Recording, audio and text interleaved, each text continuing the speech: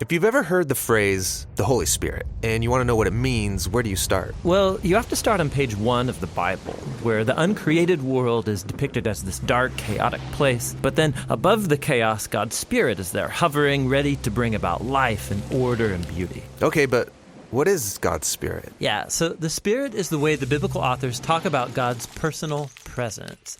The Hebrew word is ruach. Ruach. Yeah, you got to clear your throat at the end. So what is it? Well, ruach can refer to a number of different things, but what they all have in common is energy. Energy, how so? So there's an invisible energy that makes the clouds move or the tree branches sway. Right, wind. So in Hebrew, that's ruach. Okay. Now take a big breath. So you feel that inside you. Yeah, the air? Well, specifically the energy, right? The vitality in your body that you get from breathing deeply, that too is ruach. And this is the same word used in the Bible to describe God's personal presence. Just like wind and breath are invisible, God's Spirit is invisible. Wind is powerful, and so God's Spirit is powerful. And just as breath keeps us alive, so God's Spirit sustains all of life. Yeah, ruach. Now, as we continue on in the story of the Bible, we see God's Ruach giving special empowerment to people for specific tasks. The first person in the Bible this happens to is Joseph. God's Spirit enables him to understand and interpret dreams. And then it happens to this guy named Bezalel, and he's an artist. God's Spirit empowers him with wisdom and skills. He's given creative genius to make beautiful things in the tabernacle. And we also see God's Ruach empower a group of people called the prophets. They're able to see what's happening in history from God's point of view. That's exactly right. And here's the problem as the prophets saw it.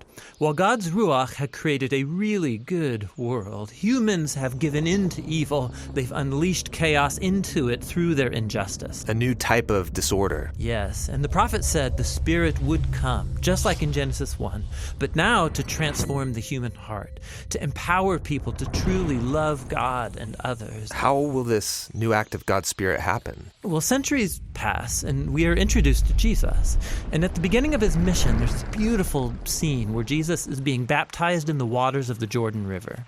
Yeah, the sky opens up and God's Spirit comes and rests on him like a bird. This story is saying that God's Spirit is empowering Jesus to begin the new creation.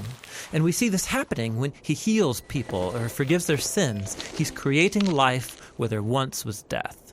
Now, Israel's religious leaders oppose Jesus, and they eventually have him killed. But even here, God's Spirit is at work. The earliest disciples of Jesus, who saw him alive from the dead, said it was God's energizing Spirit that raised Jesus. This is the beginning of new creation. Yes, and it's still going. When Jesus appeared to his closest followers, he breathed on them and said, "Receive the Holy Spirit."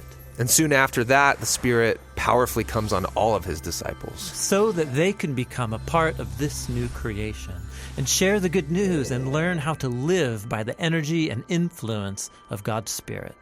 And so, today, the Spirit is still hovering in dark places. Yes, pointing people to Jesus, transforming and empowering them so they can love God and others.